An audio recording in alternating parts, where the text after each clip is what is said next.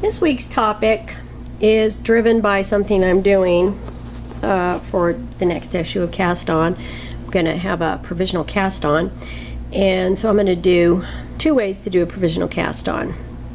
One is the crochet method, and the other way is a way that you can actually do the provisional cast on onto a knitting needle cable. That can save you some steps. I use both ways pretty much interchangeably. Now I'm only going to do a couple of stitches, and in the blog I'll go into more detail about when you might want to do a provisional cast on or why I do them.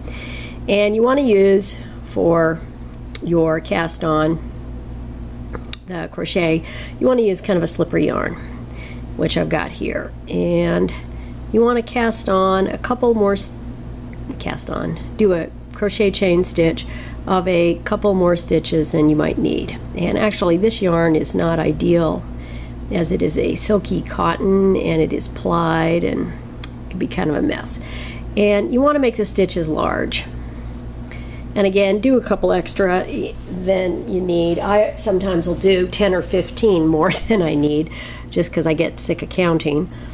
And I'm going to clip it, and then I'm going to pull this in tight. Now look at your chain, and this is important. When you undo this, you want to know where the end was, and so I don't have to look at it all that closely.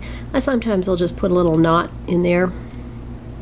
Now if we look at the bumpy side, that looks kind of like a bind off edge, doesn't it? And here I've got the little bumpy edge where there's a little bump, bump, bump, bump, bump, bump, bump, bump. And those are where I'm going to be picking up the stitches. And where's that yarn I had? Got a little yarn on a bobbin here.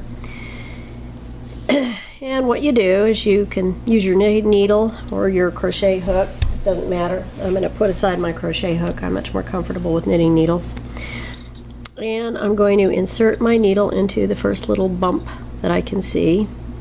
And I'm going to draw a stitch through, kind of like picking up a stitch. And you want to make sure you leave a tail, as always.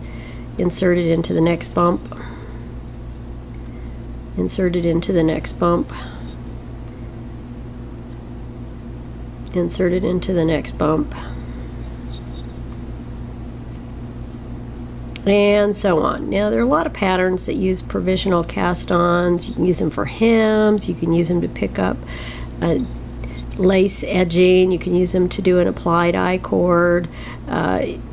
You can, if you're doing something like a cowl, you may be grafting the two sides together. There's just a variety of uses. Okay, now I'm only going to pick up 1, 2, 3, 4, 5, 6 stitches. I wrote my scissors that I'm going to need again in a minute. And I'm just going to start to work. And this is the easy part. You just work, work, work, work. The way you normally would. And you know, you can leave those stitches on the applied on the crocheted edge until you absolutely need to take them off. It's just up to you. You want to have enough stitches that you can take it off and it's not going to be confusing to you. And you can see that I have that little edge right there. And I'm going to do one more row, and then I'm going to take those stitches off and put them on a needle to work them. Now I've seen this sometimes used if I'm doing a scarf that, let's say it's a scarf where it's stockinette at the back or something, and then it's a lace pattern. You might want it not to run, you might want it to run the same way. This would be a not knit from the bottom to the end, but knit from the center back to each end. A lot of uses for this. Now when you're ready to take that off, I'm going to get a needle to put it onto. I'll just put it on a DPN. And you want to start pulling it from the end. And if any of you are old enough, you might remember those old flour sacks that had the chained cord at the top, and you just, if you got the right end, you could just undo it and it would just pull right out. But if you didn't, not so much. Same thing with this. You can cut it out, but anytime you cut something out, you run the risk, there we go, you run the risk of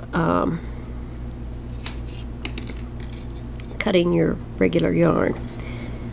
And I've got something kind of weird going on there. Okay, there's my first stitch, and I dropped my needle. Well, I'll just pick it up on this one. And I'm going to pull that guy through. I'm getting it started. Oops. There's one stitch. There's, oops, another stitch. Oh, crap. And this is an accurate demonstration of what this process is actually like. Okay, there's my stitch. Stitch, stitch, and I just pull. And it's actually smarter if you insert your needle before you pull. And there you go. You're all done. And now I've got stitches going on both my needles, and I can work them for whatever I'm grafting or whatever it is I'm doing.